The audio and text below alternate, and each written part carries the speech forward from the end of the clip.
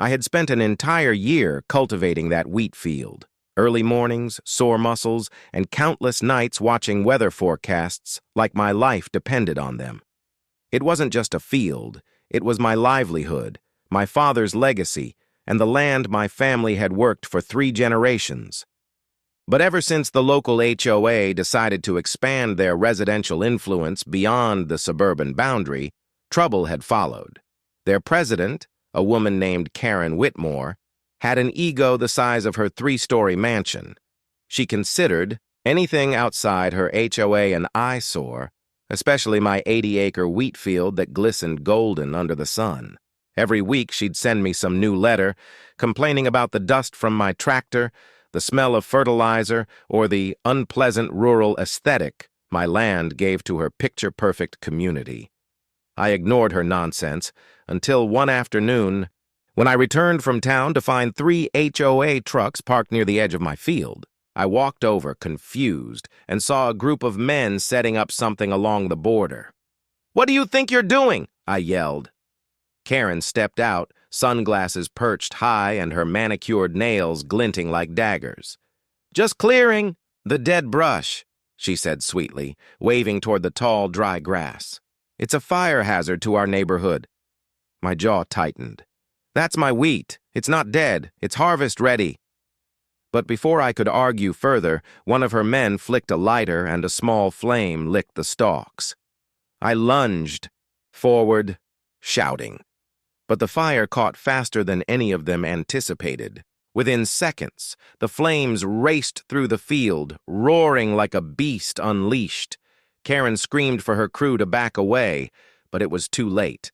The inferno swallowed the edge of my crop, spreading faster than the wind could carry it. I sprinted to my truck and radioed the volunteer fire department, my heart hammering as smoke rose like a dark cloud of betrayal. The golden waves that had once symbolized prosperity turned to black ash in front of me. As I watched my life's work burn, Karen had the nerve to say, "This wouldn't have happened if you'd kept your land properly maintained." I turned to her with fire in my own eyes.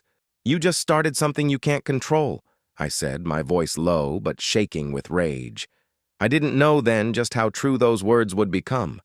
The fire department arrived within minutes, but the wind had picked up, blowing sparks far beyond the original burn. The flames leaped over my irrigation trench and began racing up the hill toward the HOA boundary. Karen's smug expression vanished the moment she saw her perfectly trimmed lawns ignite. "Do something!" she shrieked at the firefighters, as if commanding them like servants. But the fire had become a living monster, feeding on dry shrubs, mulch, and ornamental hedges her neighborhood loved so much. I grabbed a shovel and joined the fight, beating back smaller blazes near my barn, trying to salvage what I could. The air was thick, choking, and hot enough to burn skin from a distance. One of the firefighters turned to me and shouted, "Wind's changing direction! It's headed straight for the subdivision!" That's when the panic truly began. Homeowners poured into the streets, some trying to water their lawns, others packing cars with valuables. Karen was on her phone, screaming at someone, probably blaming me. "This is your fault," she yelled, pointing through the smoke. I wanted to laugh at the irony. Her arrogance had lit the match, and now nature itself was turning against her. The firestorm rolled through the first row of HOA homes like a vengeful spirit. The wind howled, and roofs began to catch. Fire crews scrambled to control it, but the flames were too fierce, too widespread. I could see the reflection of the blaze in Karen's wide, terrified eyes as the sky turned orange-red above her. She backed away, muttering, "This can't be happening." But it was. My wheat was gone, but her manicured kingdom was now the one under siege. I stood there, sweat and soot covering me, realizing that for once, justice didn't come from the law. It came from the land itself. The field she destroyed had become the fire that would humble her.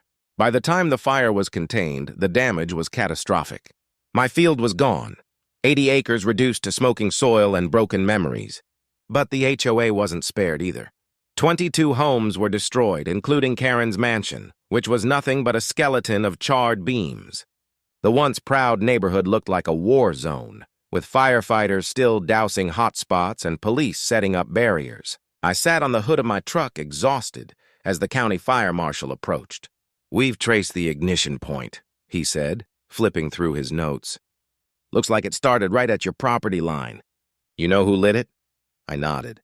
"The HOA president and her workers. They said they were clearing brush without my permission." The marshal sighed, rubbing his temples. "We'll need statements, but from what I've seen, it's pretty clear who's responsible." Karen tried to approach then, her hair messy, face streaked with soot. "You're going to pay for this," she hissed, still deflecting blame even as her world turned to ash. "Pay?" I repeated slowly, my voice calm despite everything. "You burned my land, Karen. You burned my family's history. You'll be lucky if you don't end up in prison." She froze, the reality finally sinking in. When the investigators collected evidence, they found the lighter and fuel cans near her HOA trucks. Multiple witnesses confirmed that her crew started the fire intentionally. Within days, the news spread. HOA president responsible for massive fire that destroyed neighborhood. The irony made national headlines. Insurance companies refused coverage, citing intentional negligence. Karen was sued by nearly every homeowner she'd once ruled over. The same people who worshipped her now despised her. I didn't celebrate. I'd lost too much to feel joy, but there was a grim satisfaction knowing justice had burned its way back to her doorstep. Months passed before the land began to recover.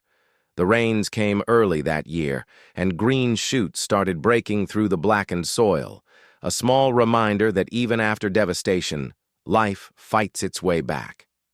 I rebuilt my fences, repaired my barn, and began planning next season's crop.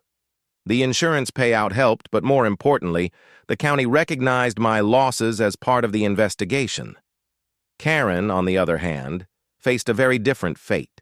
She was charged with reckless endangerment, arson, and property destruction.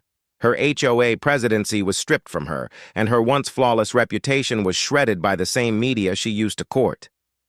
Last I heard, she was living in a rental outside town, awaiting trial and drowning in lawsuits. Some of her former neighbors came to my farm one evening to apologize. "We didn't know she was capable of something like that," one said quietly. I nodded, forgiving them silently. They weren't the ones who struck the match. As for me, I rebuilt stronger.